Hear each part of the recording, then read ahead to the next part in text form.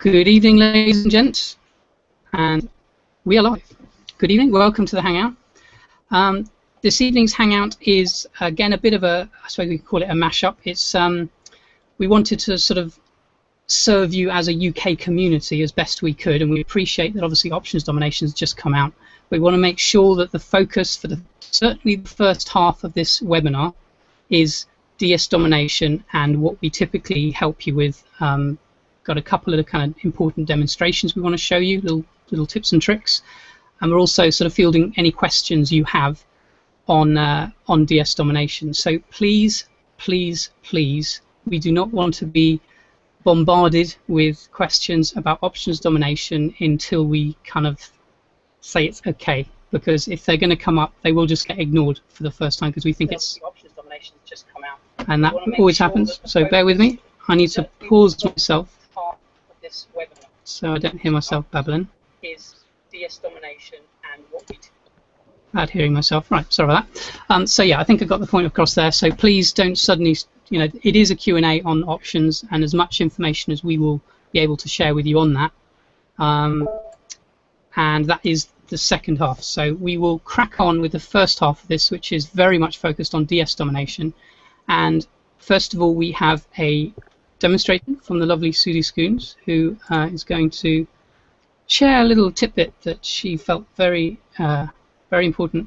So Susie, can I hand over to you? Yes, sure, Rick, thanks. Okay, I'm going to share my screen here, so if you just give me a moment, I'll get that going. And if you can just tell me if you can see my screen. Should be able to see your screen. Okay, so you can see Amazon. Right, yeah. That's excellent. Now, I've come through to this particular area here. Now, when you go to Amazon to buy your product that you're then going to ship out to your customer, you go through the process, you add it to your basket, and then you have to put in their address details, and then eventually you come to this page here, and you can just double check that your box is ticked to hide the prices. Now, if you actually read what it says here, it says this box is to hide the prices on the packing slip for this purchase. That means that Amazon are going to print off a packing slip. So the packing slip will go into the package anyway, regardless. It will just hide the prices. And we all know that it will do that Amazon will do that if you tick this box. But what's been brought to my attention recently is this area right in the center, where it says include a free personalized gift message. Now, when you get here, what I found is this enjoy your gift from Susie is already in the gift message. It's like by default there's a message in there. Now, from what I've been told from a couple of other people, is that although this hides the prices on the packing slip, it seems that by default it still includes this message. So when they print off their packing slip to put into the package, it will say enjoy your gift from Susie. So I've had, like I say, a couple of people come to me and they've told me that this is happening. So what we suggest is, and this, I think this is really important, we tick this box here, which makes this so that you can now edit it, copy that, delete it, so you highlight it all, delete it, and then untick the box. That way there is no way that any message whatsoever can get onto the packing slip. So like I say, this will definitely keep you out of trouble. It stops any customers from contacting you and saying, why has it got a gift message, when you're thinking actually it shouldn't have. It seems that by default it automatically goes in there. So I just wanted to let everybody know about that, because I feel that that's very important, that we do not have any gift message whatsoever on the packing slip, and this box obviously needs to be ticked because that hides the prices. So I think the two of them are different. One is the message and one is for hiding the price. So there you go. That's a tip that I feel that everybody should really be following. That's brilliant, Susie. Thank you very much. So I shall stop sharing. So I'll now hand you back to Rick. Cool. Okie dokie. I'm going to move everyone swiftly on to legendary Gavin Joyce, who's also got something he's going to share with us. And here he is. Hi everyone, basically I'm going to be sharing the bulk editing tool. Bear with me a second.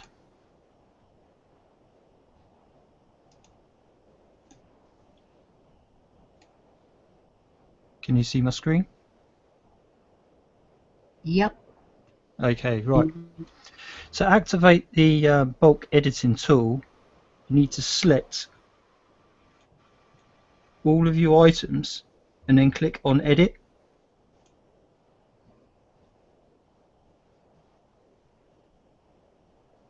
Then it will bring you into this screen here. When you go to edit your listings, you need to select them in these tick boxes on the side here. For the moment I'll select all of them. And in these different, you can pick different fields here. And basically just play around with it. Don't be afraid to like dive in and change different things. And like, you know, dispatch time. I know some of these listings that I've done today were different. So I want to change all of them. And I want to select them all to 1 working day, and it will change them all to 1 working day.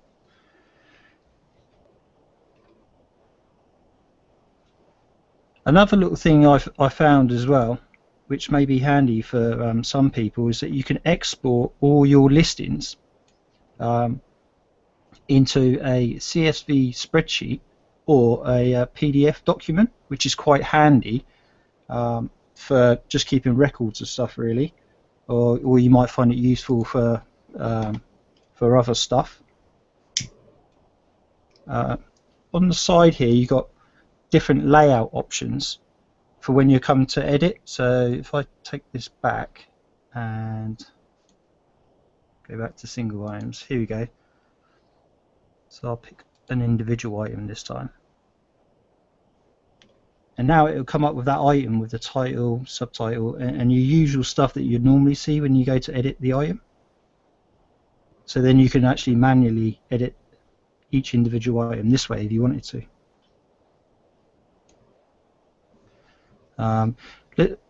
As you can see, this one's 14 days.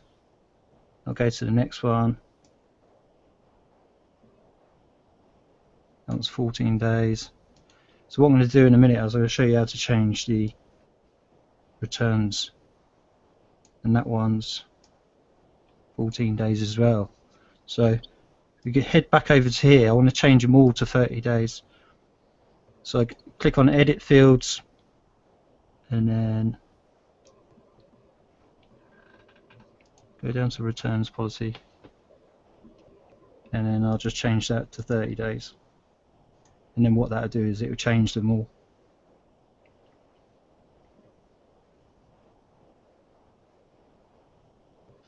And now they should all be changed. What you can do, if you've got loads of items, you can select them all, and at the same time you could, let's say I wanted to do the item description for each one. Now what I will do is I will click on edit listings individually, and what this will do is it will cycle through each listing. So this will be the first listing, and then I'll make my edits, and then I'll click save and next, and it will move on to the next listing. And then I can, you know, make the changes there again, and then carry on to the next one.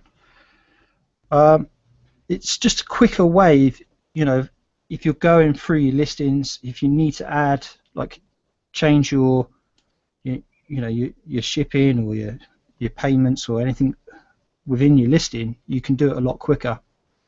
What I will say is, when you go back, and it says save and go back to the previous item, sometimes it will revert it back to your old settings, so like you won't see any changes, but that's because where you're doing it online, it takes time for eBay servers to pick up on it.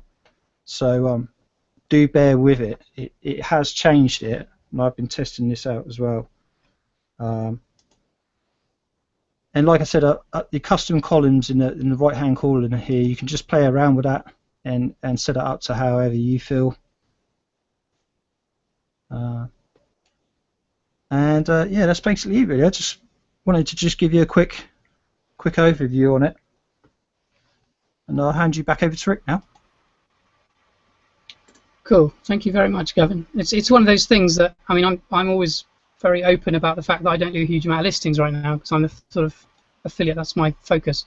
But for those people who are very much focused on the dropshipping, it's one of those things that sometimes you don't know the ins and outs of, and you avoid it because there's that hurdle of fear of the unknown, and you just don't use it. So I think it's really, thank you for that. It's really good to see people just moving around it really and seeing how it all works. So. Thing is, don't be scared. You're not going to break it. You're not going to do any harm. You know, it's going to just play around, have a look around, poke around, have a look at things. You know, you'll be surprised what you can find. Did you start using that when you first started, buddy, or did you find out about it afterwards? And no, it's more towards the end of last year, sort of like the second half, that I started using it a bit. I used it now and then, and I use it more now than I did before. So I think it's just one of those things that you slowly, as you get familiar with eBay and you're like navigating around, you get more comfortable and confident with stuff, and you just dive in there, you know. But yeah, that's what I just done. Just jumped straight in there and played around with it. Fair play. I suppose it's really good if you've got loads of items, as you say. I mean, bulk editing it's the keys in the name. The more items you have, the more useful you're going to find that. Which is awesome. Cool. Right. We have. I do not want to start babbling aimlessly, so I'm going to try and move swiftly on. Ian, are you able to? I'm assuming that's your. Yes, that's you there, isn't it? With quite a cool motorbike. It looks like the front of a motorbike. I could be completely wrong. Yes, anyway, yes, Ian. You are. Yes, I'm here. Are you able to just cover the question that I was told to mention, but you know far more about it than I do? That was an options question, I think, wasn't it?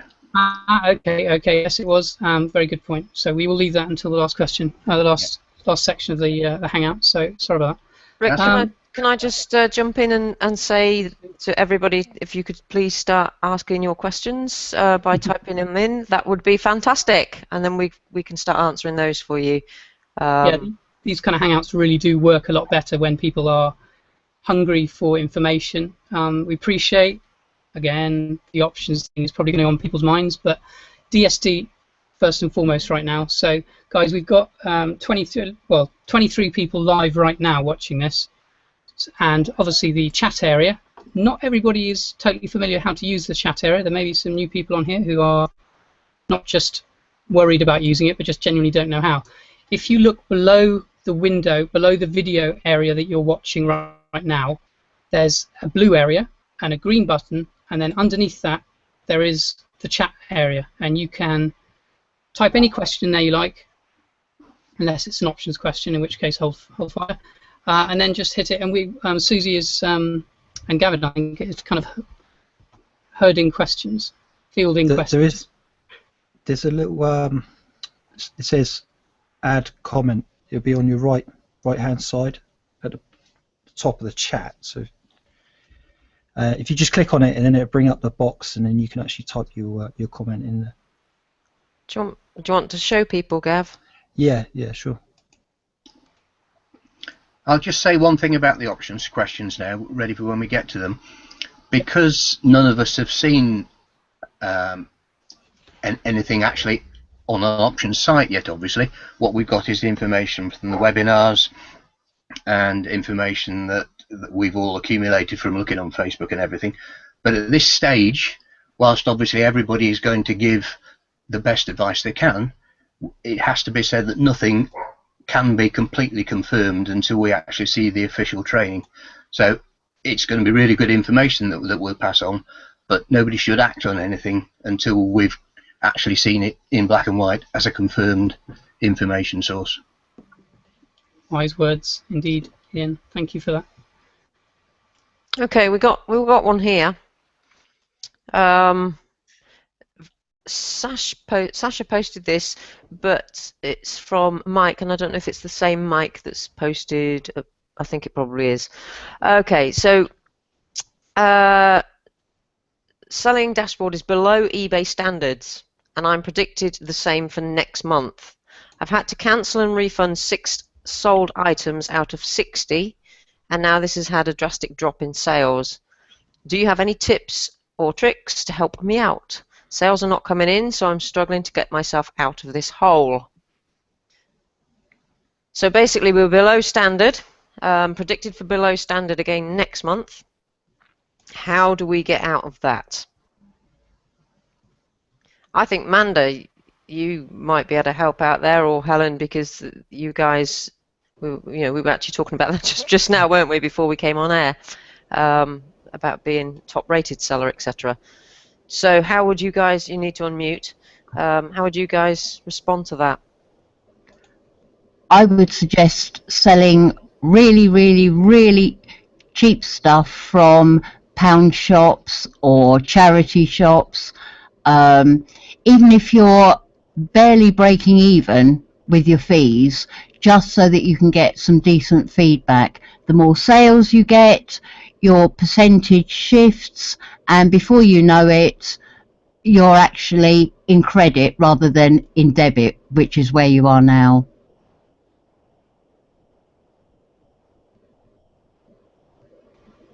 Great answer.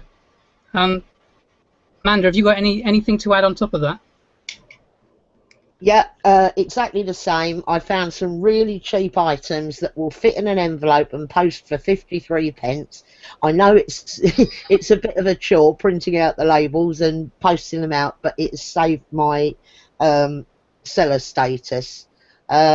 So well worth. I mean, just hunt around, like Helen said, find something from the pound shop. It doesn't matter if you literally only make 20p profit on it. It will protect your account. Also, once a month, anyone on my sold list that hasn't left feedback, I send a follow-up message to each of them, which just says, hope your item arrived in good condition and good time. Please would you be so kind as to leave us some positive feedback, as we have already done for you. If there are any problems, please contact us directly and we can resolve it. And amazingly enough, you get an awful lot of responses to that. Suddenly, if you, like the other day I did it, I call it my begging letter. There I was on 890 feedback, and all of a sudden it's gone up to 954 because I contacted all these people. And it really works. It's your volume of sales counts towards your status and driving down defects, but also so does the amount of feedback you get. So you'll notice if you check your seller dashboard and it says you're 2.10, so you're over and below standard or whatever, that as the feedback comes in, it goes down a bit and down a bit and down a bit. So get as much feedback as possible, and as Helen said, find something dirt cheap and sell it virtually at cost, and you'll get the volume of sales, which will increase the sales of your other items. Fantastic. Thank you very much, Amanda. Just bringing up very quickly, sorry, I heard someone just cut in and out. I just wanted to say. I was just about to say something about feedback. I found an item last year that gave me feedback. It was like a really good item that nearly every time I sold it, I got feedback from it. And I got given a bad feedback about one item because I was out of stock. You know, it's my own fault. It's sort of one of those situations. And I used this item to gain more feedback. It wasn't. I even dropped it, so I wasn't making as much profit, just so I'd sell it more frequently because I knew that item would give me the feedback. So then I could claw back, obviously, my percentage. That's, you know, there's an idea there. Sometimes it's worth, you know, cutting a bit on your profit to increase the sales, so you know that you're going to get the feedback on that item. So there's an idea there. You know, it's just thinking out of the box, I think, sometimes. Yeah, it's a very fair point, mate. I think Amanda's hit the nail on the head there. Guys, don't be too proud to send your equivalent of a begging email. I think I've sent similar kind of messages to past customers who haven't given me feedback in the past. This is when I was listing a lot more. And I was really, you don't want to push, you want to come across very polite. And it's almost from an educational point of view, you're kind of saying, look, really appreciate your business.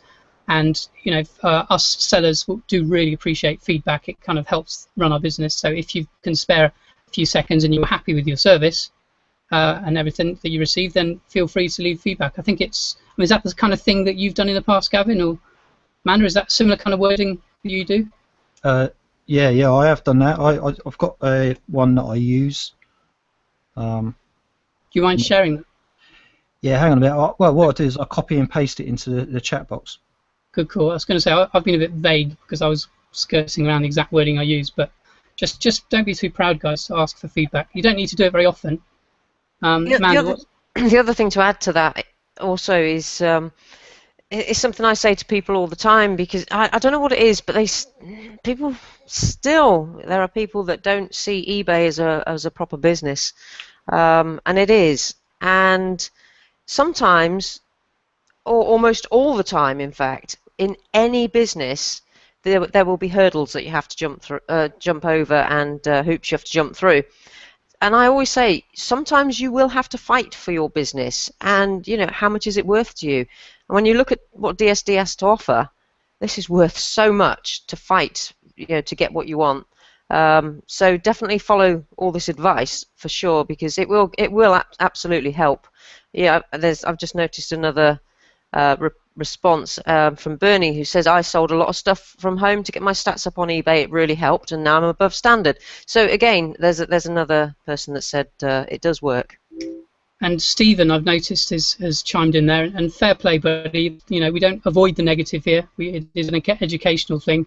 He says, be careful, as it can encourage bad feedback. Yes, of course, that is always a possibility. And he's actually just said, you'll see in the chat there, he said, when sending messages out, check your listings, that if you do have any that you've dispatched late, or that you're worried about possible bad feedback, then obviously don't message them. Because that may encourage bad feedback. I would agree with that personally.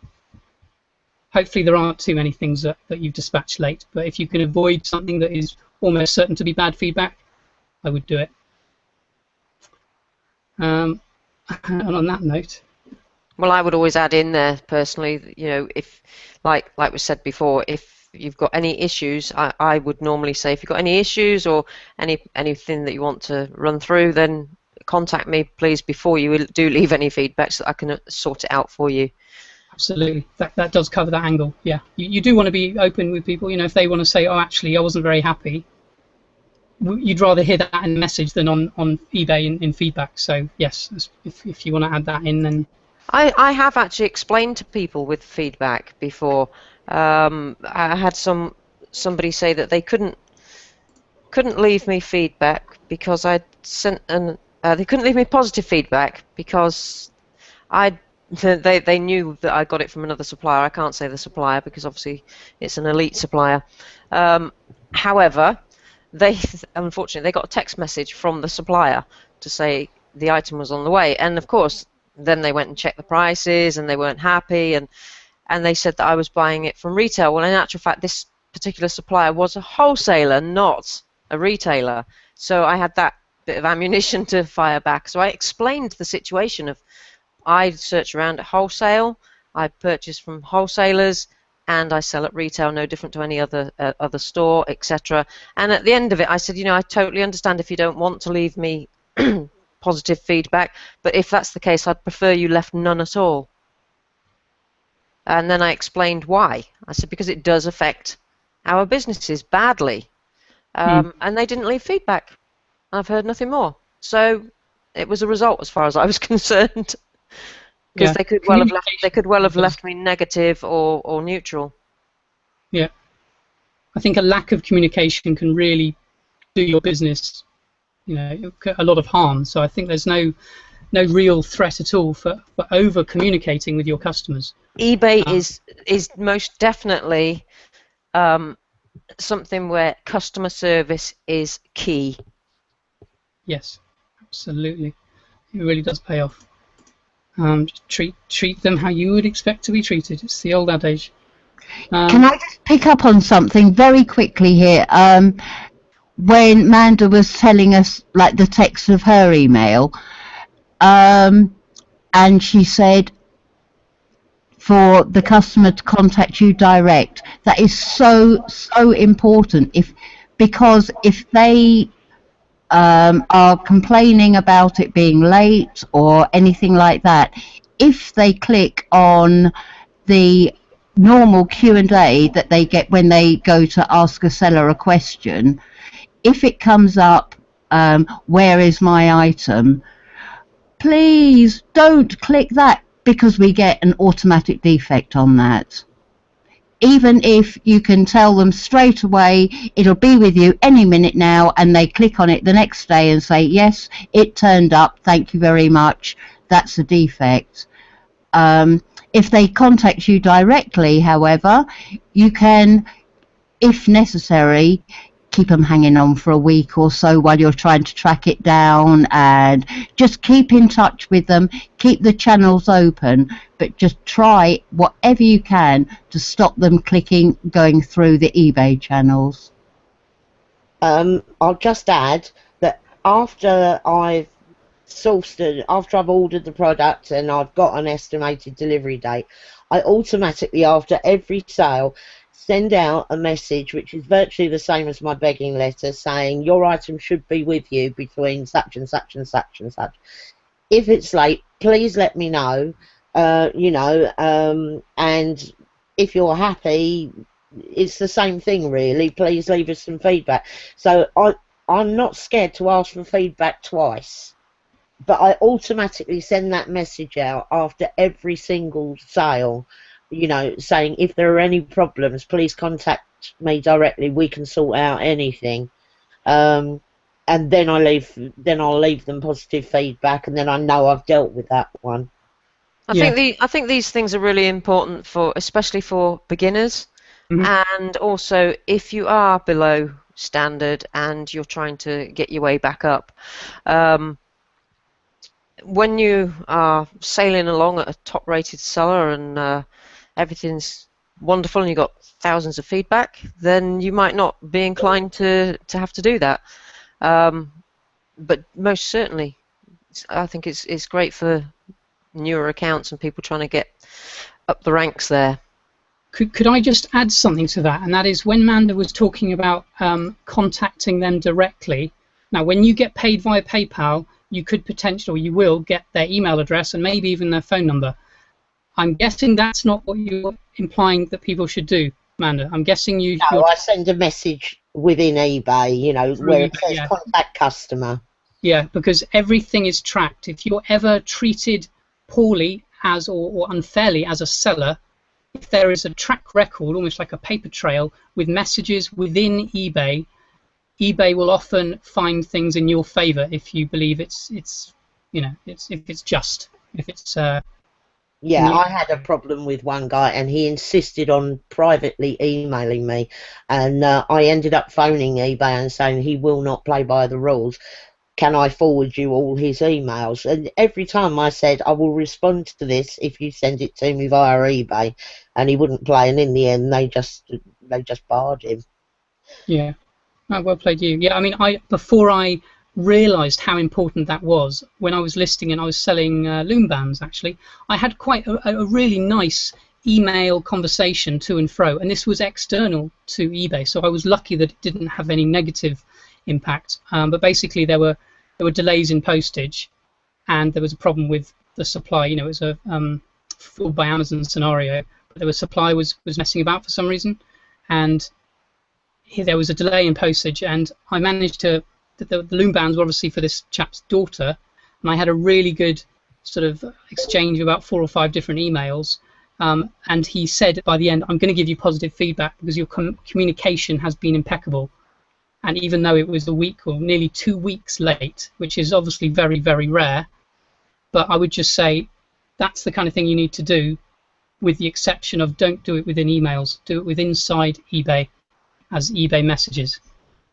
Yeah, anyway, that's my little addition to that.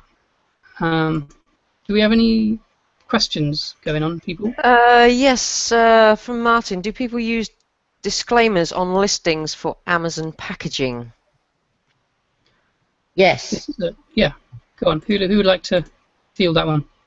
I'm quite happy. At the bottom of all of mine, it says we are a clearinghouse, and we do not hold products, because I get so many people saying, "Oh, I'm only round the corner. Can I come and pick it up?" And I'm thinking, no. And you know, sometimes we will have to use a third party to supply our products direct. So you kind of add that at the bottom, and then if they say, why did it come in a blah blah box, you can say, well, as it says, we ship direct from the suppliers. Yeah. And at our discretion, we may order from a third party. So really and truly, at that point, they haven't got a leg to stand on, because it's clearly in the listing. Yeah, it definitely covers you, doesn't it? Amanda, would you be able to do me a small favour? I posted a thing in the forum, actually, just regarding this question specifically, saying that, you know, it'd be quite nice to see some examples of what people put as their disclaimer for third-party packaging in each of their listings. I get that you don't want people copying stuff, and even if you did, I don't mind them copying that bit. I mean, that was given to me by someone else who said quite happily, you know, feel free to use my disclaimer. It's just a disclaimer, so it's not exactly copying my listing, is it? Well, no, I didn't mean it like that. I just meant, you know, if it was your words that you'd taken time to create, then it would be nice for people to use their own words. But I was trying to encourage people to share examples of what they used. Yeah. And I'm more than happy if you want to flick it to me, and I'll post it in there. It's up to you, but you're familiar with the forum anyway, so that's either way is brilliant. So right. Yeah, I hope that was it Stephen who asked that question. Hopefully that. But don't forget, No, it's Martin. Sorry, Martin. Go on, Gav. Yeah, I was just about to say, don't forget, like, as you go up into Elite and you start using different suppliers and stuff, sometimes your little blip at the bottom does change a little bit. Just wanted to put that out there. Yeah, good point. Okay, Mike, I don't know if you saw Stephen's reply. He's actually replied in the chat as well, but you talk about the current, you've noticed some current eBay listings cannot be copy and pasted, and how do you do that? There is a script on the forum, as Stephen has said, so if you want to pop over to the forum, and if you do a search or you look down at the tags on the right hand side of the forum, you look for the one that says script, or type in the search box script, and you will find the script for that. Yeah, it's a clever little thing. I like it. Cool. We've just gone over the kind of halfway point. If we're looking at this as an hour-long thing. Well, I would say if there are any more questions, just general questions on DSD, get them in there now. Throw them in the chat box so that we can answer those, and then we can move on, Rick. We'll open up the floodgates. We could be completely overdoing this. We may find that loads of people don't actually want to ask questions and options because they appreciate where we are in the launch, but we'll see. And then we can all drop off early. Yeah, so guys, any last minute DSD questions or anything, please feel free to ask them now. That would be good. And thank you all for participating nicely in the chat. It's good to see some, because as I said earlier, these things don't run very well if we don't get any questions at all, because we're just sat here twiddling our thumbs. Cool. Right, I think can't see anything jumping in. I've refresh, so in that case, at that point, we will say, guys, options. I did try and get our good friend Neil Spare on, but he's unfortunately busy this evening, and he is an active binary options trader prior to even joining DSD, let alone options domination. So he was pretty experienced. I did try and get him on it because he would be kind of helpful to explain more about binary options. I am certainly no guru, or you know, I have done binary options before. That is actually one of the things I lost large sum of money on because I didn't really know what I was doing. But that is probably a very good example of how not to do it. I got emotional about the strategy. or rather the winning side of it, and I was too greedy and ignored my strategy and let my emotions take over, and yeah, lost money. Would anybody? Because I haven't planned exactly what to talk about with options domination, it was really just a Q&A session. Do you think maybe just some feedback in the chat as an explanation as what binary option trading is? I mean, most of you will have seen the things, so maybe that's not necessary. You'll have seen the Hangouts with Tesh talking.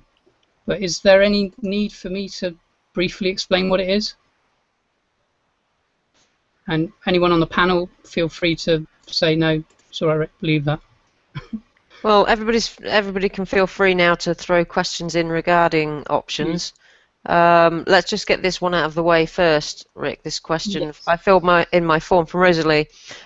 Filled in my form for options 44 hours ago. Got the congratulations screen, etc., etc. They said they contacted me in 24 hours or less. Not had anything yet from DSD. Has anyone else had anything?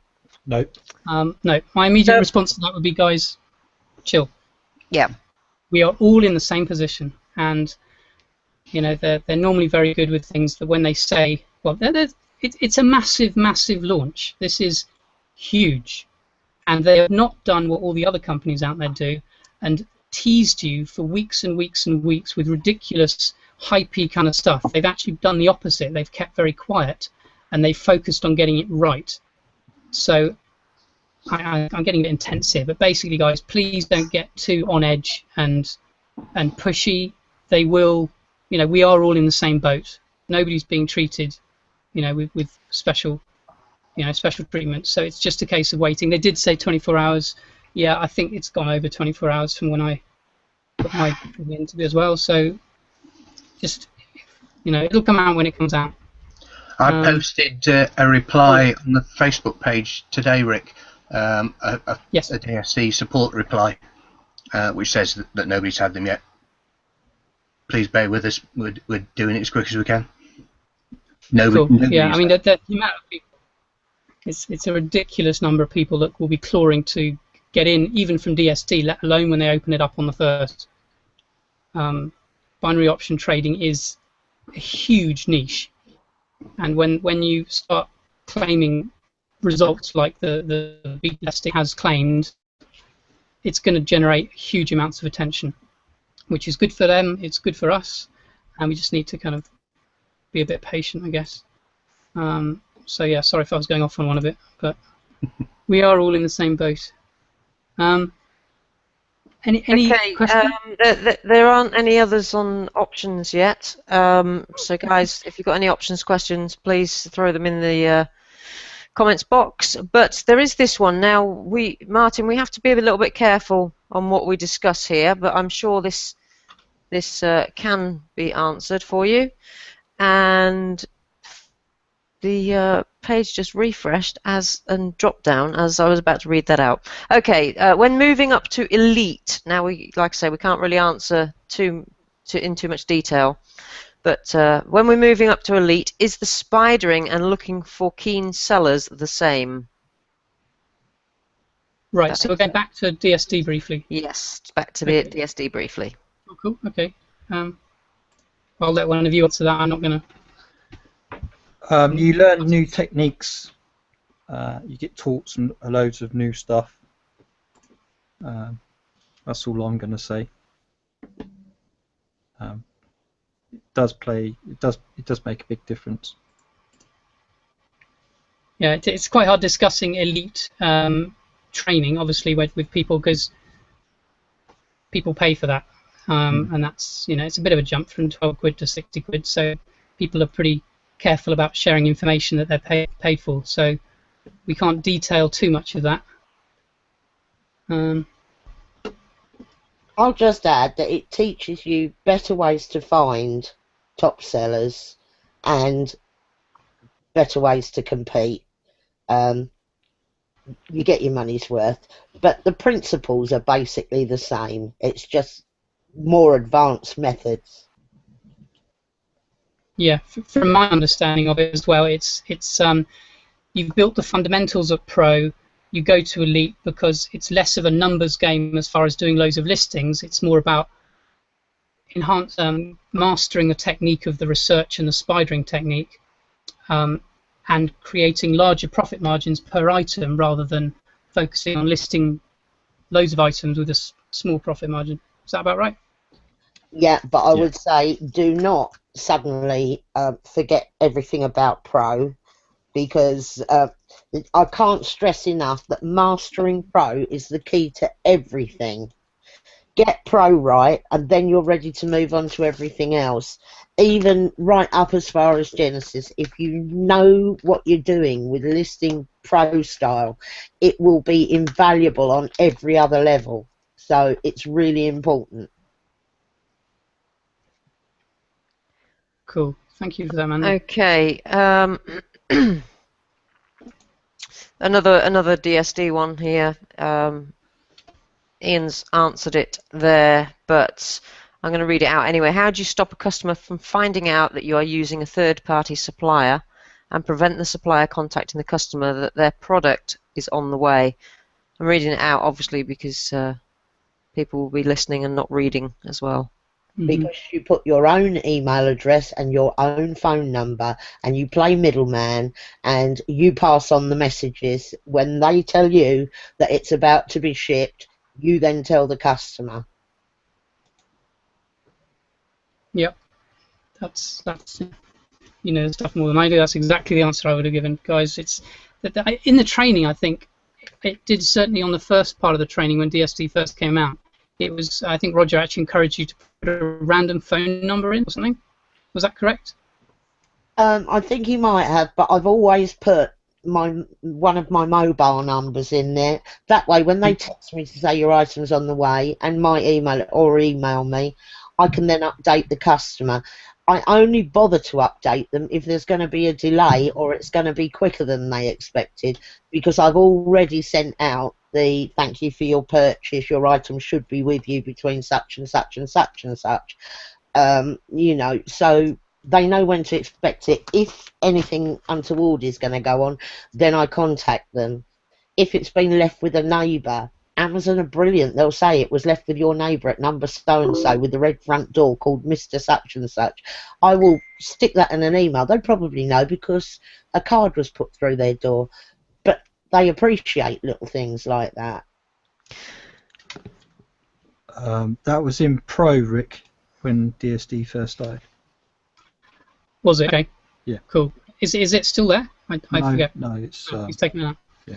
Yeah, I've never had a problem with putting my own phone number in, even if the courier's outside the door and he, for some reason, wants to... I don't think they ever do take the phone number and call you, but there would be no problem in them calling you. Oh, saying, no, they do. They do. Okay, you've had a call, have you? And they say, I'm in your street, which one is your house? And I'm thinking, I had no idea, I've never been there, so... Brilliant. I've never had that, but then... I just say, is one of the neighbours in? Is there someone you can ask? Because my brother, who it's for, has just moved, and I haven't visited, so I can't really help you, and he'll be at work, and he has to have his phone off. So, yeah, waffle. Yeah, that's, I guess, needs must. You've never felt the need to contact the customer and find out where they are or anything? I think that's just unnecessary hassle, isn't it? Yeah, it is. You can always chat up with the delivery man and get them to leave it. So. And it depends on items that you types of items that you ship as well. So, you know, obviously, if you're going to be delivering a house to someone, they're going to need to know people are there, you know. But you know, if it's a kettle, no one needs to know, do they? No, it's like sheds. I know somebody who sold a garden shed before, and obviously that would have come in and that's a rather large delivery. So they'd be silly not to be there for that. It's just common sense, I think. If you know the type of items that you list in and all that sort of thing, really. Okay, options. Right, Rick. A couple of things. Yep. Meryl and Sasha both posted at the same time, virtually the same things, which was quite funny. Can you please let everybody know, or I'll be letting everybody know now, that there is an Options Extreme Facebook group. So if anybody wants to have access to that, then all they need to do is message one of us. And when I say one of us, I mean any of the admins from the Facebook group. That would be fine. I think you listed all our names when you posted about this Hangout, didn't you, Rick? Did indeed, yeah. So if anyone wants to contact us, then we can all add you in there into that group, so that's not a problem. But also, can you please, just for the people that don't know really what options is all about, can you just give a quick overview? Sure. Because Mike's still curious. Okay, yeah. And there are possibly, again, I always do this, and they always say when you're public speaking, never apologize in advance, because I don't mind saying there are probably some of you out there watching who may know more than me about options trading. I have done it before, I've dabbled, and I've lost money, so I'm kind of glad what Options Domination is doing as far as mentoring, coaching, teaching, and especially very high quality signals. So, binary option trading is, for all intents and purposes, placing a bet. I don't like using that analogy, but that is what is you are saying that over a certain time period is a particular currency or pair of currencies going to go up in value or down in value.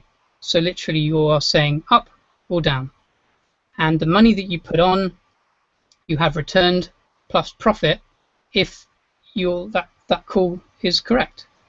And that's, I mean, that there are patterns. You see things like candlestick graphs and stuff where you see them moving around, and you will learn by following the training in Options Domination how to recognize the patterns of when a currency pair or whatever is going to be moving and where it's likely to be in, 1 minute, 5 minutes, 10 minutes, a few days. There's lots of different time periods where trading is applicable.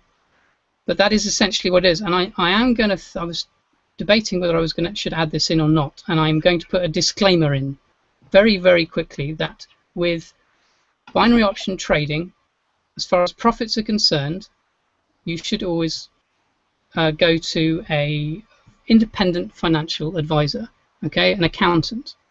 But as we have UK people on here, and I hope none of the admins are jumping up and down their seats going, Rick, you can't talk about this. I'm going to, because I'm 99.9% certain about this. Rick, you can't. I'm joking. No, to be fair, I wouldn't be surprised if you felt quite strongly about this. But as far as UK people, binary options trading is, as far as the tax side of things is concerned, it is treated the same as spread betting. Okay, which means it's gambling in their eyes, HMRC, and therefore you don't pay any income tax on it. Okay. I can add a codicil to that, Rick. Sorry to interrupt you. Please do. From somebody who I've been talking to who's done a lot of it as well, and there is I haven't seen it on the HMRC page, but there's a bit in brackets, as it were, that says as long as the earnings do not form your main income. Interesting. Okay, I'm learning something now. I wasn't aware of that. No, I wasn't. Okay. Interesting. So if your income is I don't know how they work out what's main and what's not, but do you know what I would suggest we actually recommend here is that people get themselves a good accountant. Yeah. There's no beating around the bush there, guys. No. Proper accountant. In my eyes, I would never go anyone without that wasn't FBA approved. But sorry, FBA. I did that last time. FCA. Too much blooming Amazon. FCA approved. A good quality accountant who knows their stuff. I did contact one of my accountants I've used in the past, and he said, "What is binary option trading?" I didn't use him again. I mean, I wasn't rude to him, but I explained and then thought maybe I should be approaching somebody who actually knows. So I've had a few good contacts on that front. But yeah, guys, just get a good accountant. I don't think we need to go into more detail there. I think legally we shouldn't. But if in the UK, there are certainly benefits to doing this. That's all I'm prepared to say before I get myself in trouble. Cool. Any other There's questions coming in there? a question regarding if we cancel Pro or Elite, do we keep access to the forum areas? Something I always wanted to ask, please. That's from Stephen. If you cancel your subscription to Pro or Elite, you will be removed from those areas of the forum, and you only get access to the areas that you actually pay for within DSD. And I think that's fair, is it not? Yeah, it's just the same as when you cancel your subscription in DSD, you can't access it in DSD. You will also not be able to access it in the forum. And yes, we will be expecting new screenshots from people, and that will be done frequently.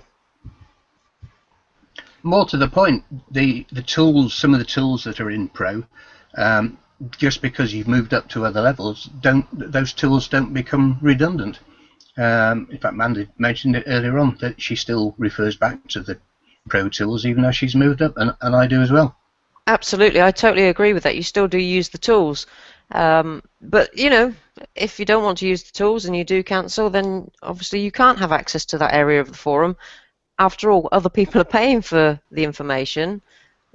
Why should anybody have it for free?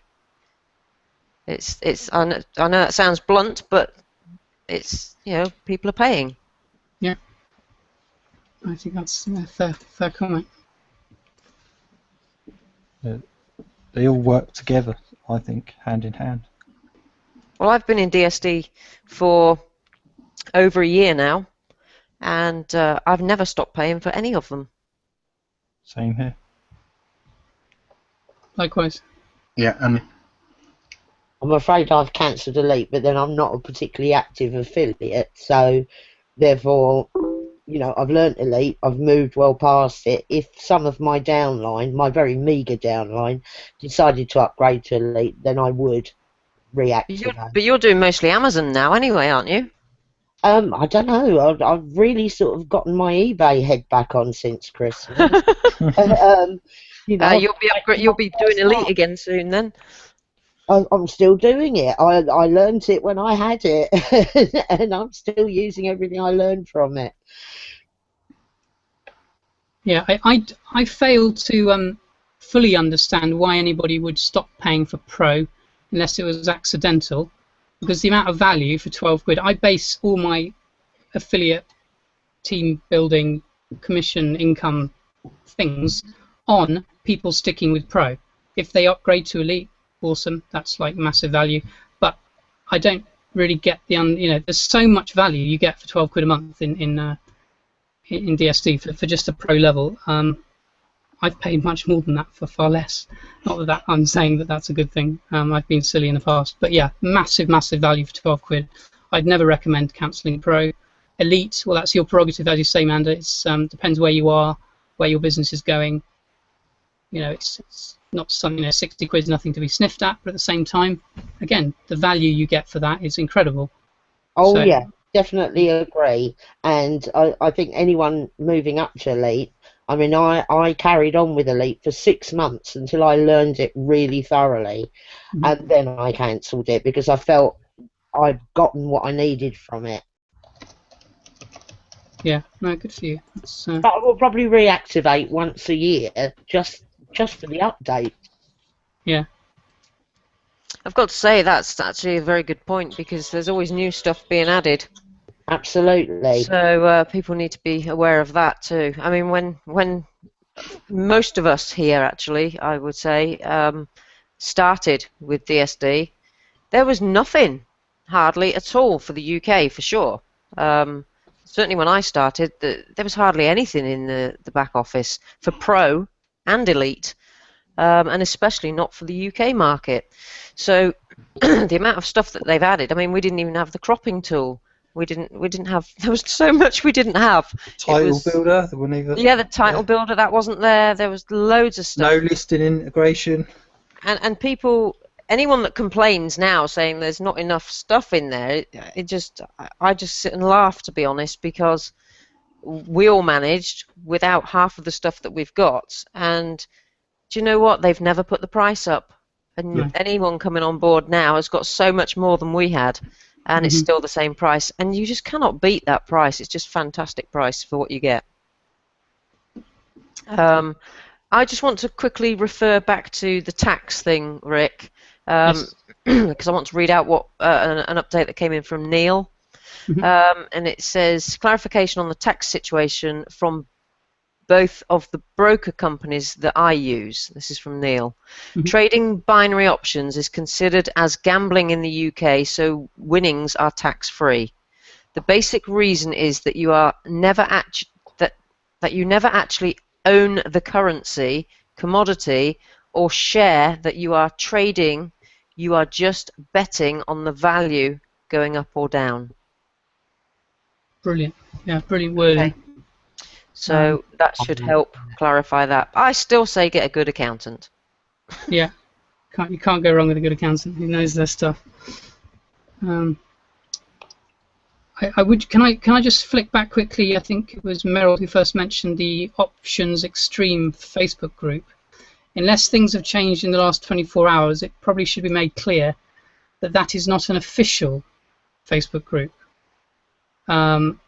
run by any of the owners, i.e. Jason Rose being the main owner of Options Domination. I believe the guy who started it, very knowledgeable, nothing wrong with the group at all, but I think he was contacted by Jason Rose basically saying, look, you're going to have to change the name of your group, because it was originally called Options Domination. And he said, you're going to have to change the name unless you want me to own it, in other words, to admin it as well. In which case, obviously, that it would change the way the group works, really, if it's kind of official. We love official groups, obviously, but the creator of the group decided to change the name because he wanted an unofficial area for people to chat. You know, not bitch and moan about it, but just to talk without necessarily the owners in there commenting on anything, which I think people just need to be aware of. But nothing wrong with it. Great group. So that was my little thing. Okay. Stephen mentioned never sent a screenshot to the forum, and then you, as Ian's replied, you won't have access. It's that simple. So you will need to register and send a screenshot by following the instructions once you log in. Sasha also mentioned this, which again is really important. Sasha's having a problem with her volume, so she's typing questions in. You are unable to access the elite webinars. It's a really good point, actually, if you're not paying for the elite area. And like she says, she's learned an awful lot from those webinars, and that's very true. You know, they do have frequent webinars for elite, and there's always something new going on. And they often give lots of new little tips and tricks on that as well that people will be missing out on. Because the webinars, obviously, it's all part of the training in Elite.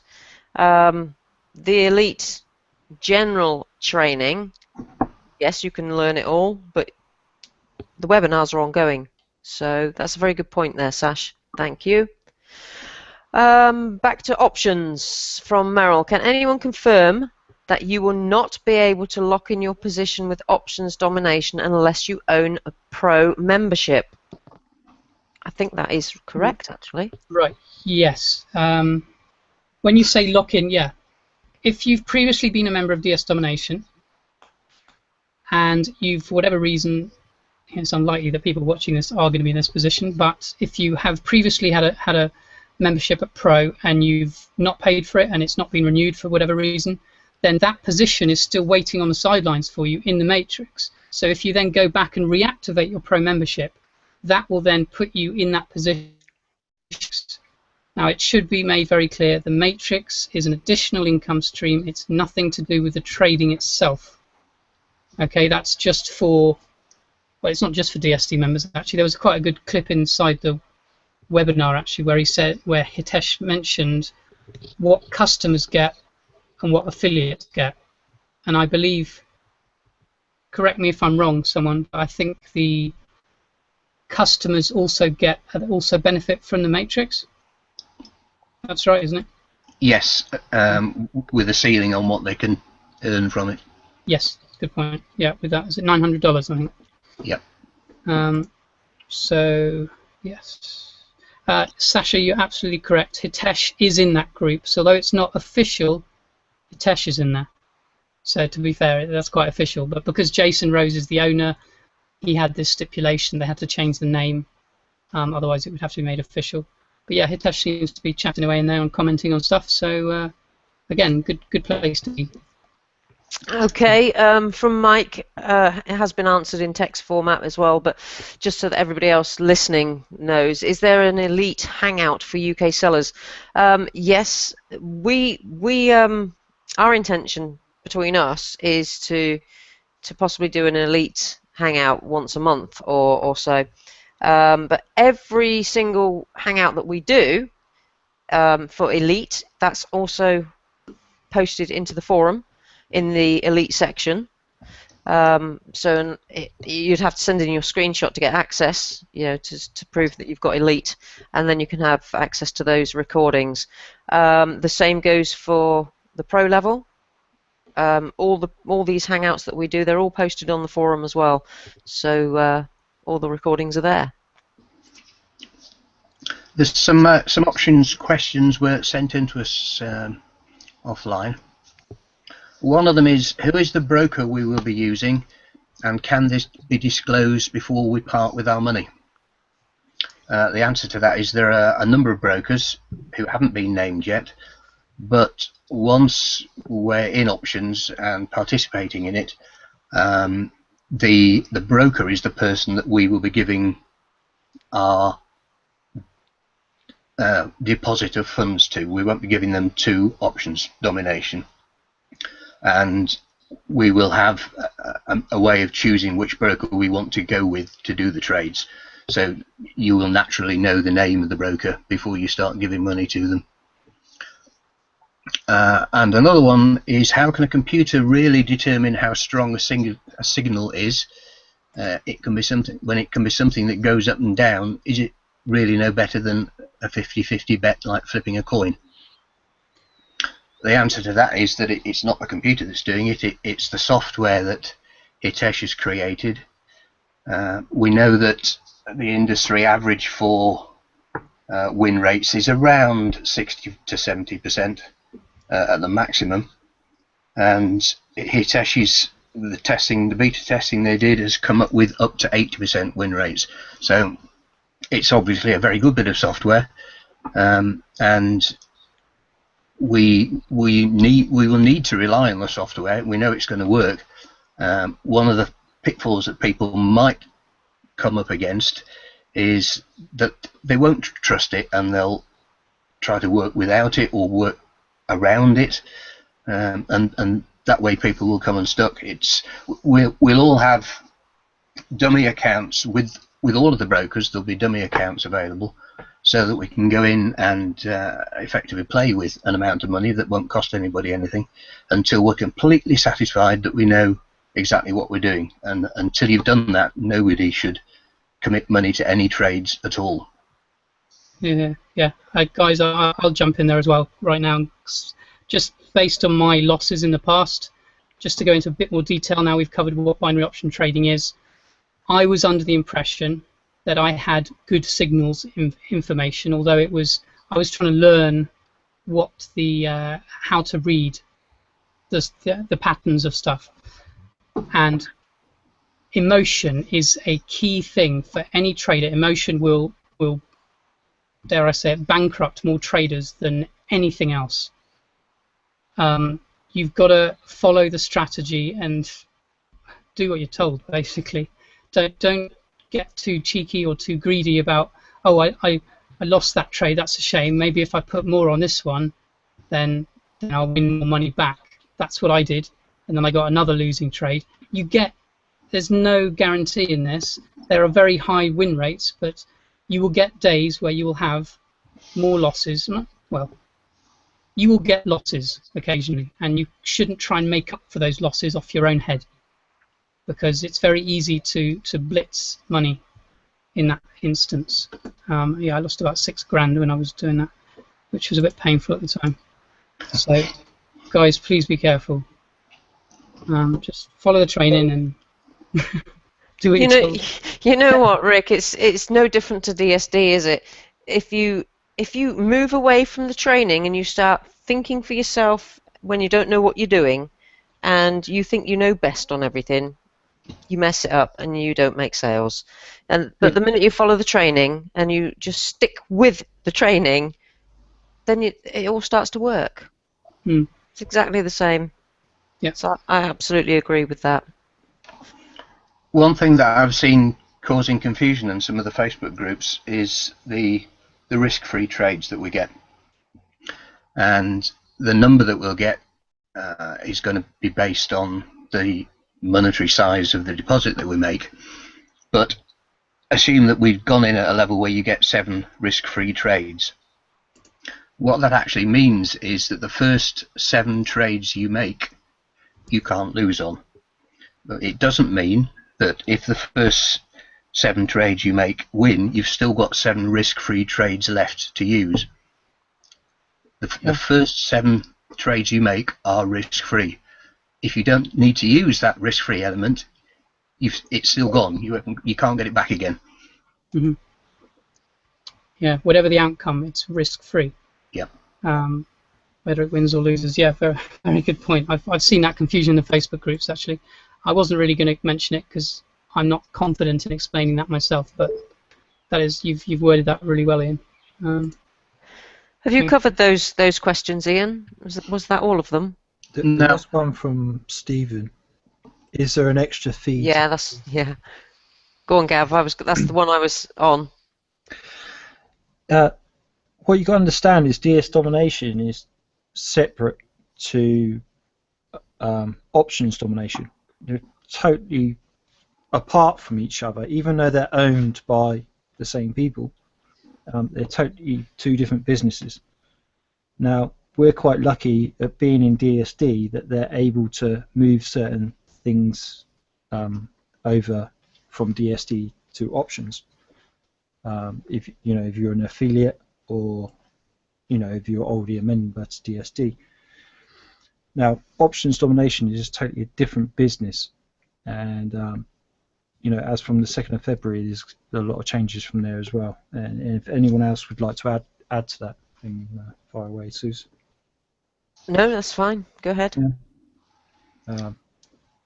I hope the same owners, apart from the fact that actually Jason Rose, as I understand, is the sole owner of options, and Kevin, Hitesh and Roger are actually affiliates in options. Obviously having a big part in it, particularly Hitesh. There were 2 other questions that were sent in. Hold on one second, Ian. So just to clarify on that, the answer to that is yes, there is an extra fee to pay. Yes. Yeah, two completely separate companies, as Gavin said. The other 2 questions that came in were both effectively about how soon can we get money out, and are we, as we're placing bets with our own money, is there a certain limit of money or time before you can withdraw? If I summarise what I think they mean, the first one about withdrawing, Hitesh made the point that with all the brokers that we're using, funds will be instantly withdrawable at any time. I don't imagine from an instant means instant, but we can request them at any time and they'll be paid as quickly as whichever brokerage you're using does it. But I think the meaning of the question was, if I put $1,000 in and I start trading, can I then take it straight out again? And the answer will be yes, but although $1,000 has just been given as a random number to start with, the reasoning behind $500 being given as the minimum we should go with is that inside the industry, it's reckoned that you shouldn't try to to trade with more than about 10% of the pot you've got available, for reasons of safety, so that if you get a run of bad luck, you aren't going to get wiped out. So if you're going in with $500 and you're using just 10% of that, you're then doing fairly small trades, and it's going to take a long time to progress with less than that. Apparently one of the brokers is going to have a minimum of $250, so you would be able to start with that, and I'm sure a lot of people will, and there's a lot of sense in starting very small and moving up slowly. But the crux of that question was, yes, we can take the money out whenever we want to.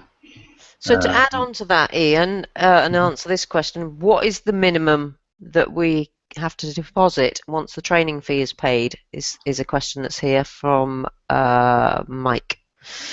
The minimum will be, or might be different, we don't know for sure yet, so we've seen the training, but the minimum might be different with the individual brokers. Hitesh did mention that one of them has a minimum of 250. That's the only detail we can give. But he did, in the webinar a couple of times, say that in his view, in his personal view, $500 is the minimum.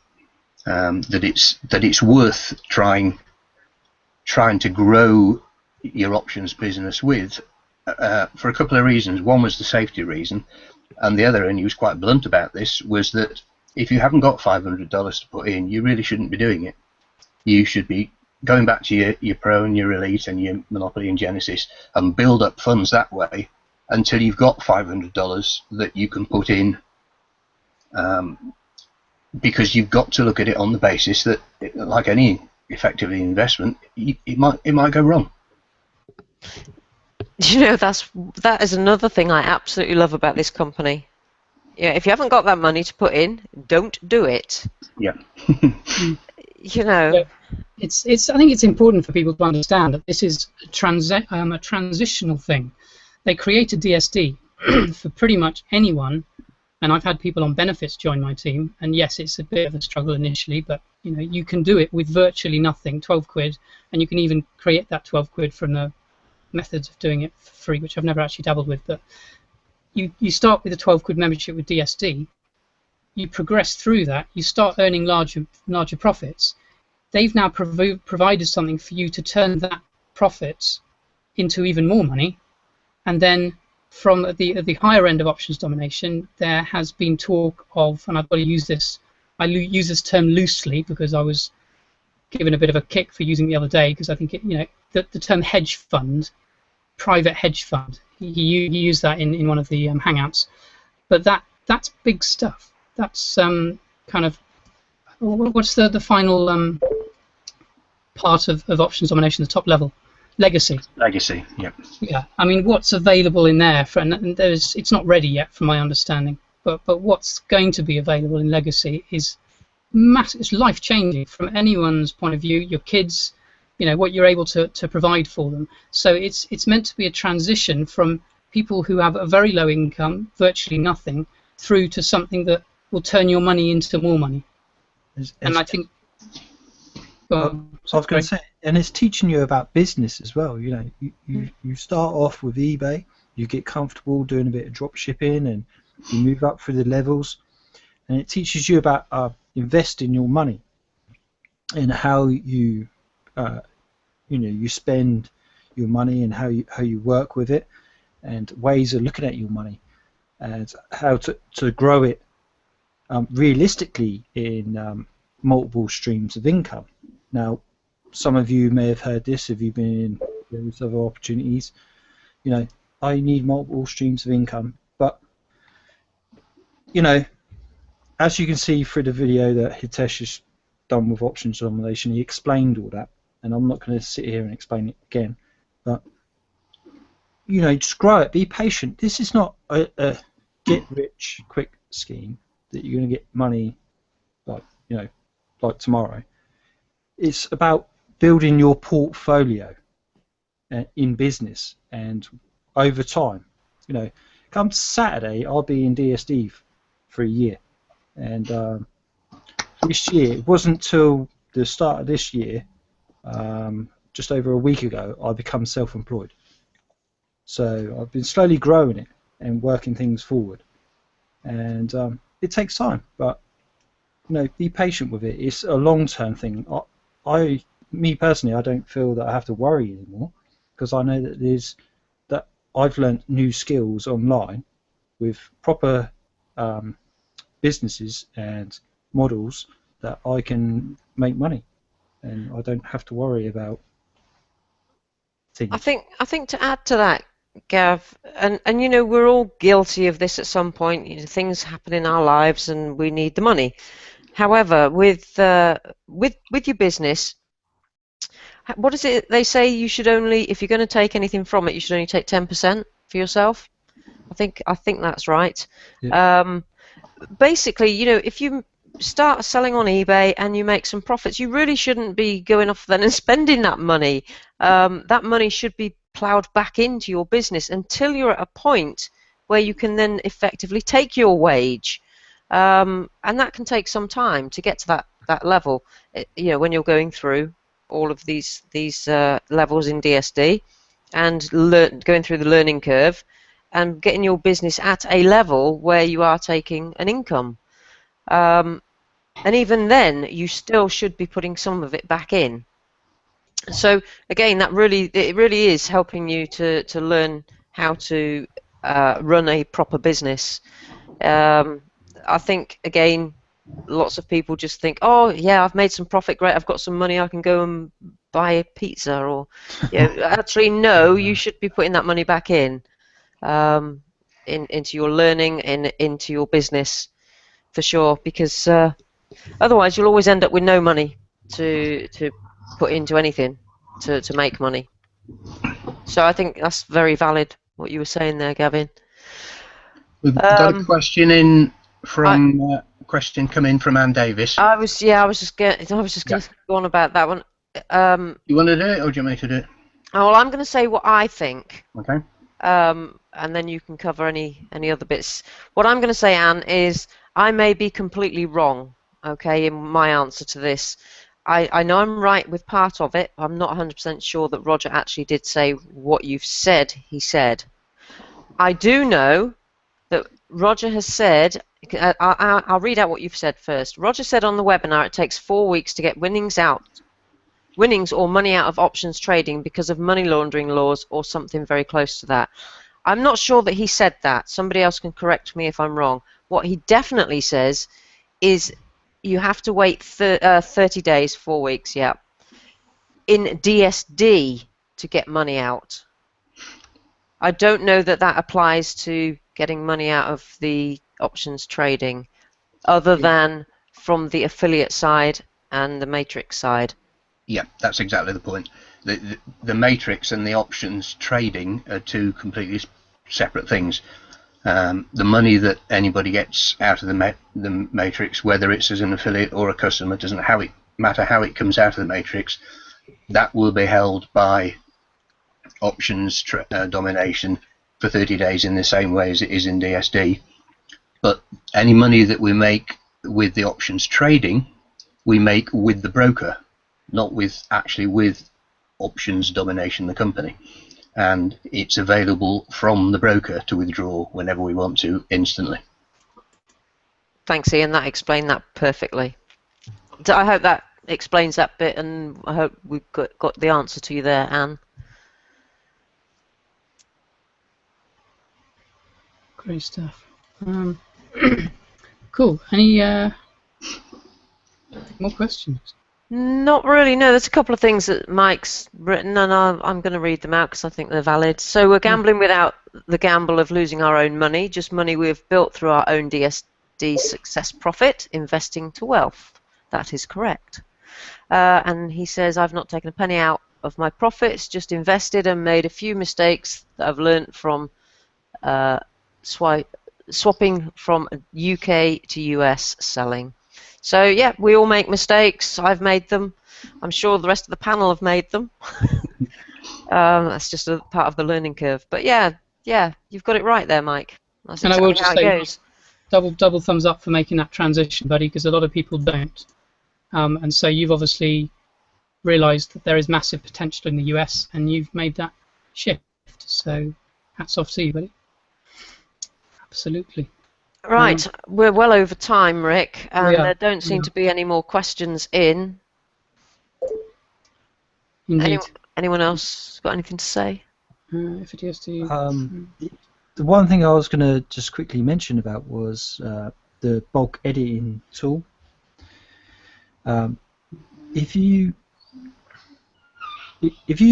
block your sections, and so let's say you get a load of listings up, but you just quickly slap them up, the bulk editing tool is really good at, so you can concentrate on each section at a time. So you could just concentrate on your titles, and then you could concentrate on your descriptions, and then concentrate on various parts of the listing.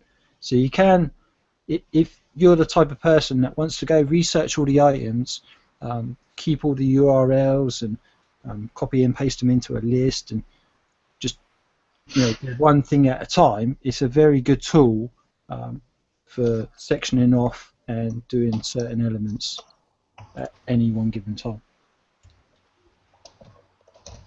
Cool. Just wanted to clarify that. Yeah, no, thank you, mate. Okay, and last one from Merrill then. Yes. If a DSD Pro member does not lock in their position by the 1st of February and then decides to join Options Domination at a later date, do they drop down to the bottom of the matrix?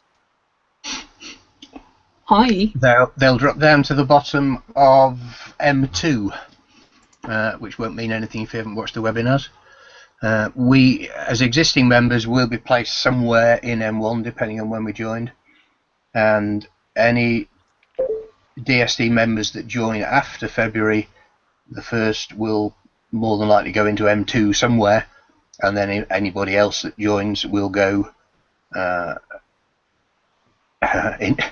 into the matrix. Is incredibly complicated.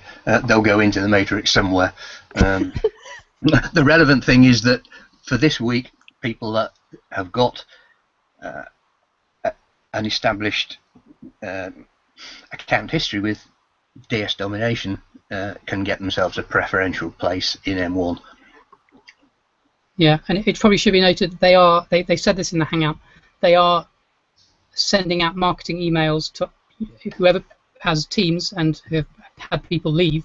They're sending emails to people who've stopped paying to encourage them to rejoin.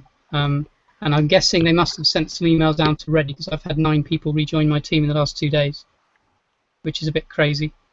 But that's, yeah, it seems to be working, whatever they're doing. So yeah, as of the 1st, I guess that everyone else will be chucked in into the second matrix. You understand the matrix better than I do, I think, Ian. I doubt that. It is incredibly good. Having watched the second webinar, I understand it, and the maths make perfect sense. But if somebody asked me to sit down with them and explain it to them face to face, I couldn't. It's just far too complicated. I'd say the exact same thing, mate. Okay, so just as we are about to close up, more questions come through. So I personally, I'm happy to stay here and answer them. I don't assume the rest of you guys are. Yeah. Well, I'm going to make you stay anyway. Yeah, just fine. I'm going to lock you all in here. While we were talking about the matrix being complicated, I made a little animated video today about that and about Hitesh, which I posted on Hitesh's wall. Well, I think it's funny anyway. Okay, so I'm going to cover this. Well, I'm not going to cover it, but I'm going to read out another options question, and then there's 2 more quick ones for general DSD. So what is the importance of locking in your position in the matrix in options before the 1st of Feb? That's from Stephen. The value is that we'll get, I guess Stephen hasn't seen the webinars from some of his earlier questions, so this is just not going to mean anything really, but the value is that we will get positions established in M1, which is the one of the 3 levels of the matrix, and the position we get is dictated by the date that we joined DSD. So somebody that joined right at the start is going to get a very, very favourable position in the matrix. And as Rick said, if there are people that have dropped out for whatever reason, if they now pay during this week, if they pay for Pro again, the date, the position they'll establish is based on their original purchase date. I'm not even going to attempt to try to explain what the value is apart from saying that. You would have to go and watch the webinars, Stephen, because it's very complicated. Okay, and from Sue, we've got going back to eBay again and eBay US. Can we still be competitive on eBay US with the current US currency rate? Yes. Is that it? Yes. Yeah, you can. You can. I don't see the difference between US and UK, because when you're trading on the US, you're also buying in the US. Yeah. So if the selling price is affected by the strength of the US dollar, so's the purchase price from Amazon. So, you know, it's just as long as you put up the percentage high enough. What if you're paying using your UK card? Well, the training actually advises you to get a US one. Yeah. So if you're using a UK card, the currency could be an issue. it could be an issue if you're at pro level. If you're in elite, it shows you how to minimise the cost, and that actually it's very beneficial. I find now there's no, I don't have to worry about exchange rates or anything like that. Okay, thank you. So. And from Zach, we've got, hi Zach, first question on here.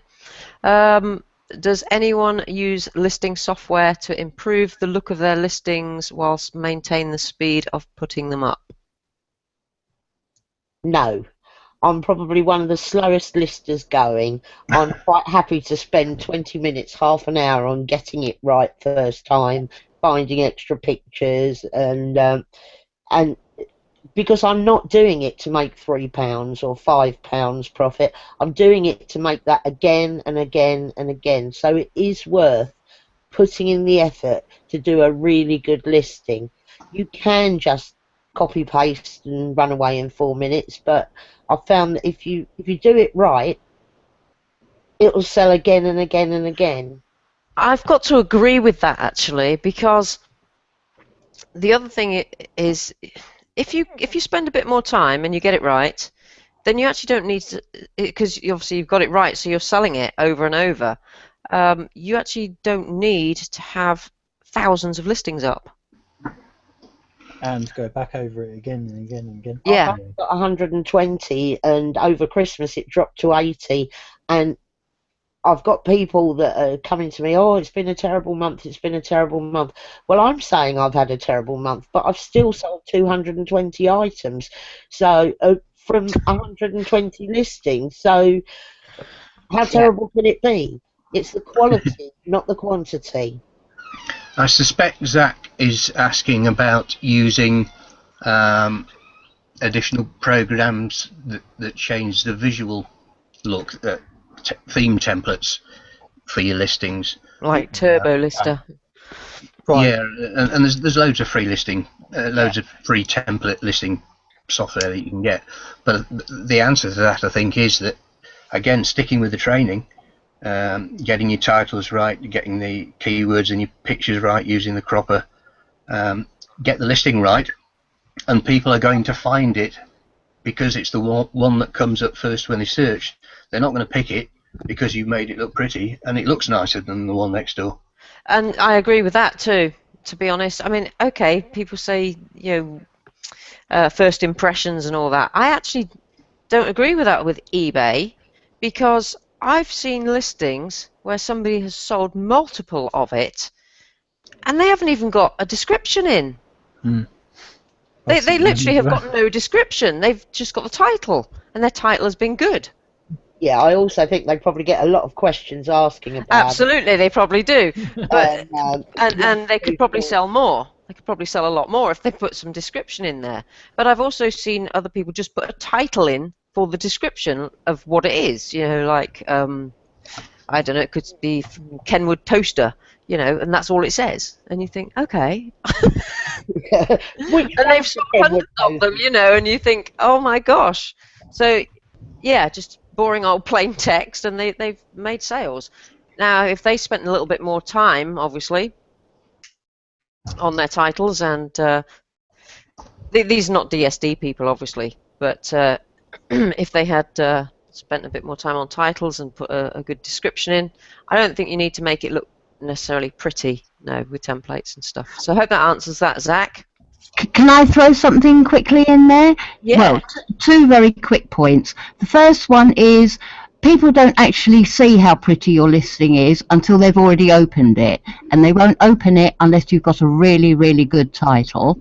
Exactly. And the second point I'd like to make is a lot of people now buy through their phone, through tablets, iPads, whatever, and in that case, they can't see all the whistles and bells, so totally pointless adding them in. And I'd like to add to that as well is, that if you've created a listing or your account and you think it's right, like how you've done it, try looking at your listing on your mobile device that you got at home, and you'll see, you'll realise like what works and what doesn't work. I would just say that the important thing is the first 3 words. Do not put pretty new so-and-so.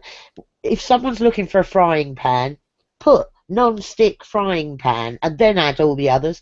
And in your listing, what do people want to know? They want to know what it is, what it does, what it's good for, and any functions. Keep it.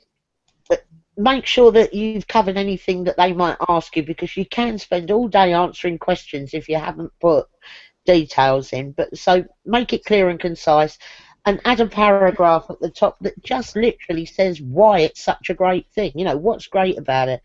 And people worry about the category. I never go in by category, this, and that. 90% of people type in the search box frying pan. So it actually probably wouldn't make any difference if you put it in sporting goods. As long as your title is good, people will find it. Absolutely. Remember to put sizes in as well. Yeah. If there's a size on it, that's a question that people will definitely ask you if you haven't put the size in, if it needs a size in there. And it helps if if you're getting asked the same question and you find out the answer to that. Put it in your listing. Put that in your listing. That helps big time. You know, because everyone else will be listing that item and they won't have that information there. But when someone comes across, you know, people come across it, they'll be like, "Whoa, hang on." So they want to know that information, you know. And not only that, it makes your listing more unique. Yeah, list like a buyer. Think about the average numpty who's looking to buy such and such. What will they be looking for? What will they want to know? These are the things that you keep in your head when you're doing your listing. And yes, we are copying and pasting, but you should be tweaking as well. Definitely. Tweak, tweak, tweak. And everybody's woken up and everybody's asking questions now. So I'm going to continue because obviously people want to know. And although they're being answered in text, again, many people are just going to listen to the recording. So can I lock in my position in the matrix if I'm not ready to put money in the binary options?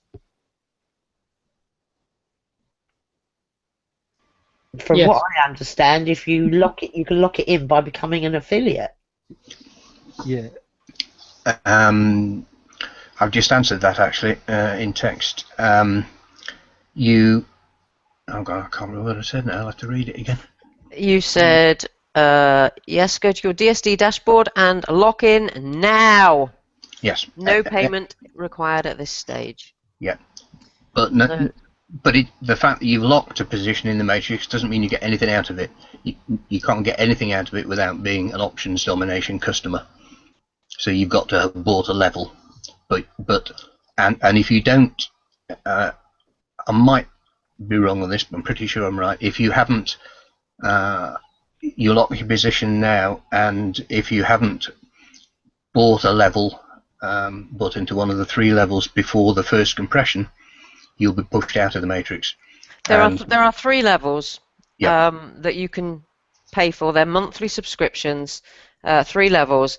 That is separate to money that you put in to actually do trading. Yep. Just to make that clear. So it's a bit like joining pro level. You're paying for that each month, and then if you were going to put money into buying stock, it would be separate. So that's the 3 levels there. So you have to pay for one of those in order to not be thrown back out of the matrix. But then in the future, if you decide you're ready to start paying your monthly subscription to options, then you go back into the matrix. You go back in without a preferential position then. That's right. Yeah. You just go. Yeah, and there'll be a compression every week. So if people miss a payment for more than a week for any reason, a DSD payment, they'll lose their place in the matrix. Okay. Deb said she originally joined DSD in January 2014, then left in February 2014, rejoined in July. Would I be stuck in the middle of each matrix and therefore get minimal income from it? Well, Ian answered that as well, and it's based on your original purchase. So, no, you won't be stuck in the middle. You'll be put in the right place based on your first joining date. Can I add though, Susie, that I know Deb's, and she rejoined with a different sponsor. Although it'll be from that date. It will be from that date then. It'll be from that date then, yeah. Yeah. And of course, also taking into account that you will have to pay the monthly subscription in order to stay in the matrix. Yeah, that's a very good point that Amanda raised there. That what they've said about keeping your original purchase date, they haven't said if you rejoin DSD. They've said if you reactivate your account.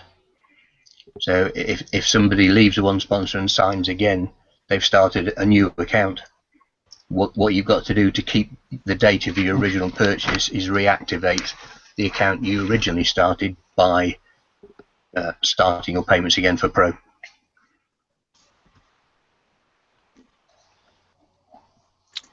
I think there's going to be some unhappy people. Yeah. Sorry, I don't mean to, mock that, but no, I smile when I say it as well.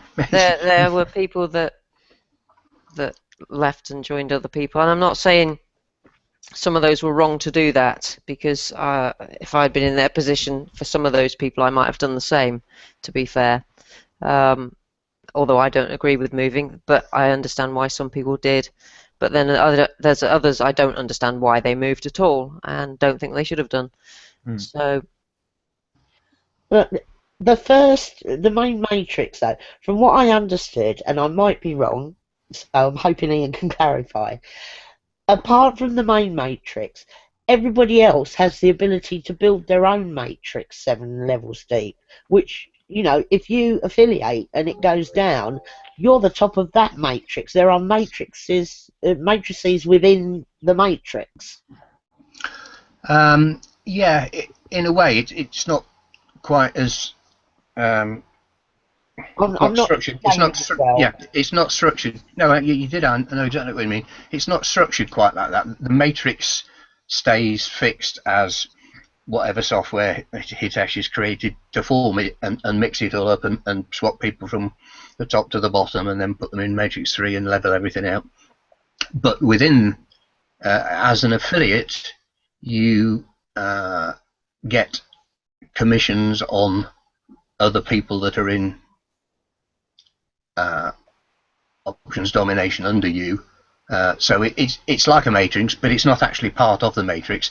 There's and I can't remember the names of them all now, but they're about, you might there's 3 or maybe even 4 different compensation plans within and attached to the matrix.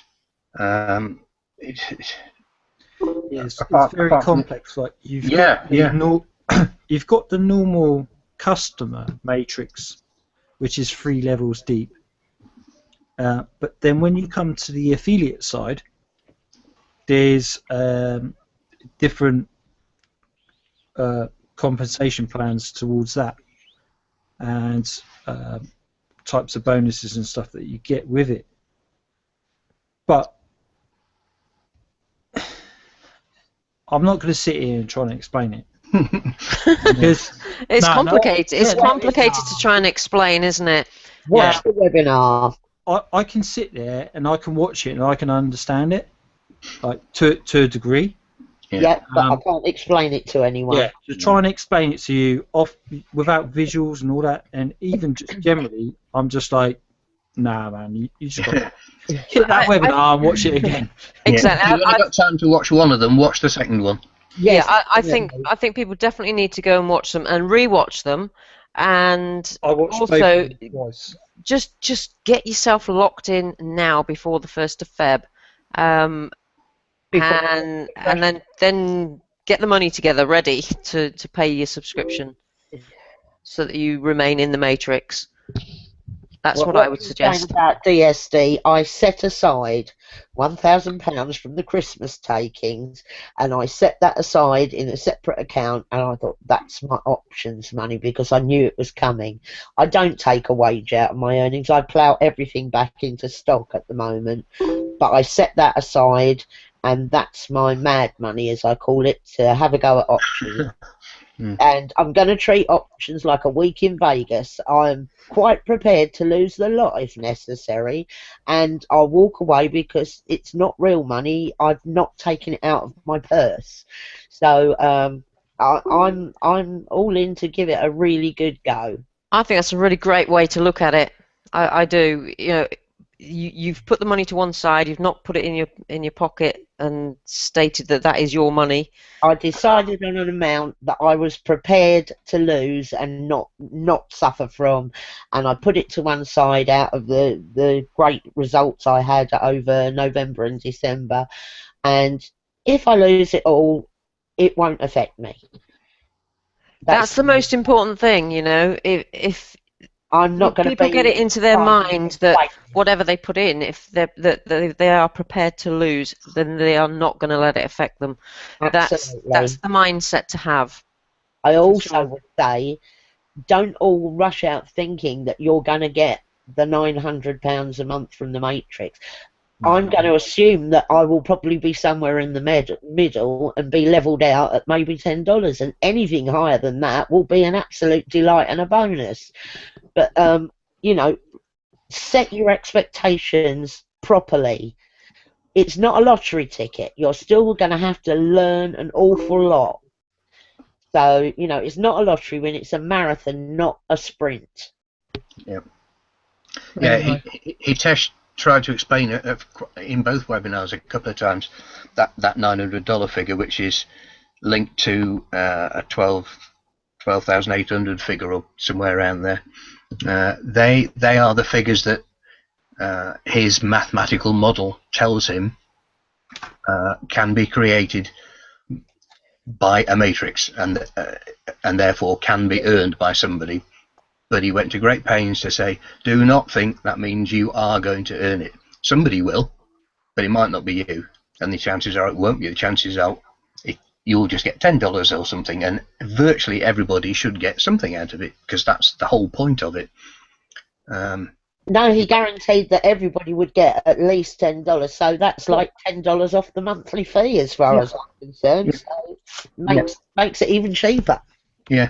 He also went on to say that 12,800, actually, he's purposely got that number wrong.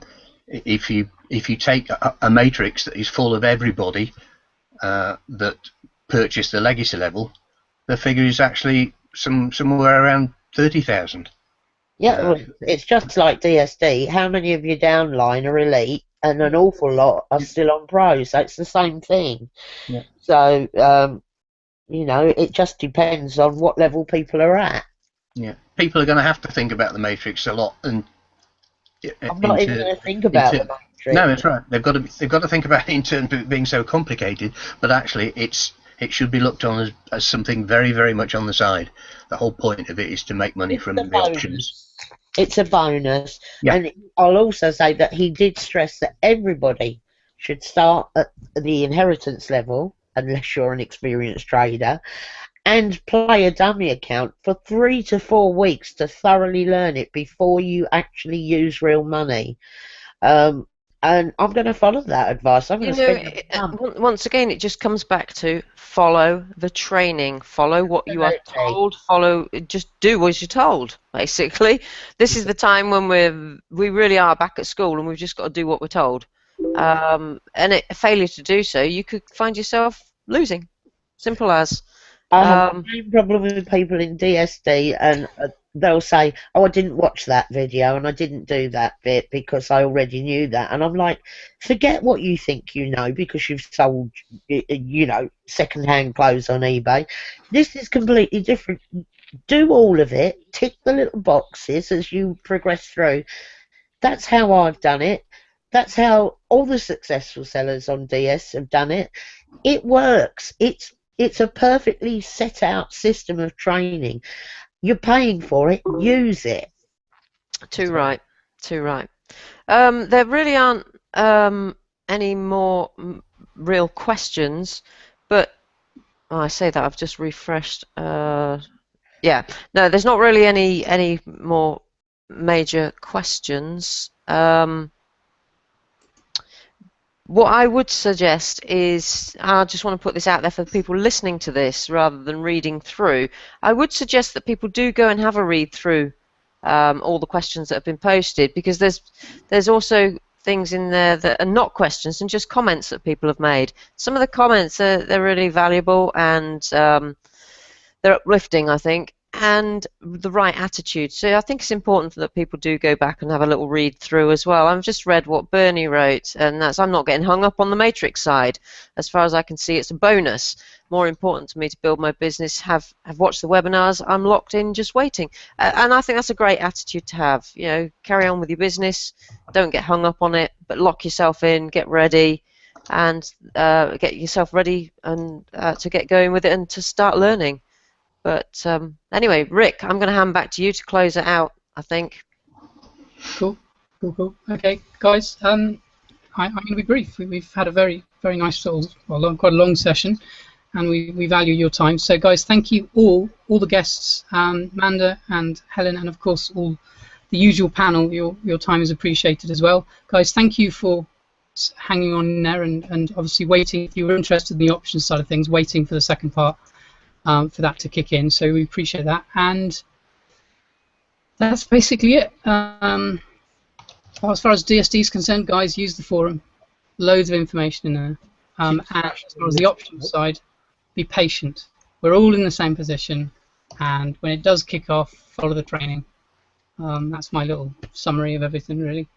And guys, yeah, thank you very much for watching, and we will see you very quickly. Susie, have we got another thing lined up for next Wednesday, or is it? That's February, isn't it? That's yes, we have got something lined up for next week. That will be our very own Rick Hignett doing his affiliate.